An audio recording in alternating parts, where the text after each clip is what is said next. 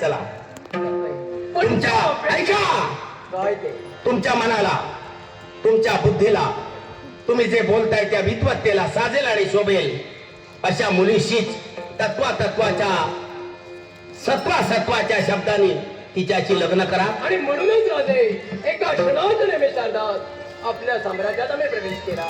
विवाह बंधनाच्या रेशमी गाठीने बंदिस्त ही मामाने जिज्ञासा तुमच्या अभिमान सर्वतिकीचा मान सन्मान राखून आलो. तुम्हाला नेमकं काय म्हणायचं?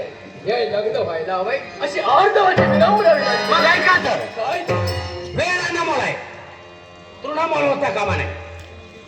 तुम्ही जसे राजकर्ते आहात, मी सुद्धा एक राजकर्ता आहे आणि त्याही पेक्षा दृढ निश्चय आणि वांग निश्चय राजकर्ता कुणी होऊ शकेल, पण जबाबदारीनं जो योग्य आहे असा महापुरुष होणं फार कठीण आहे.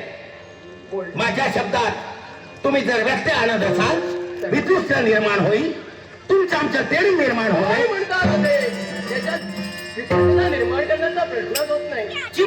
यावेळी लग्न तुम्ही लावावं अशी माझी प्रमाणे जिथं स्वयंवर होणं नाही म्हणजे आमचा अपमान या स्वयंवरात करतात. मान आणि अपमान या पलीकडे असावं वीराचं स्थान. स्थान तुम्ही मिळवा, पण ज्या अपेक्षेला तुमच्यापर्यंत ठाव ठोकली त्या अपेक्षेचा भंग करू नका अशी विनम्र विनंती. अपेक्षा दुसऱ्याकडून पूर्ण करायची नसते. मान सन्मान राखून आम्ही आलो.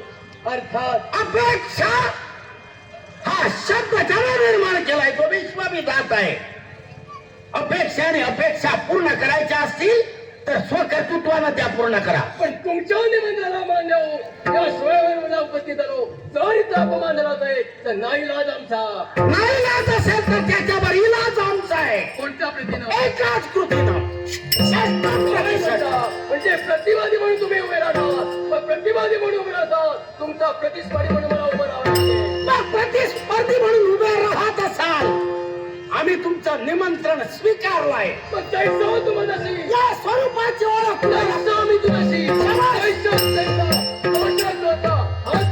वापरावं लागेल. मग तो न्याय जर पूर्ण करायचा आहे तुमचा आव्हान केव्हा स्वीकारलंय? उचित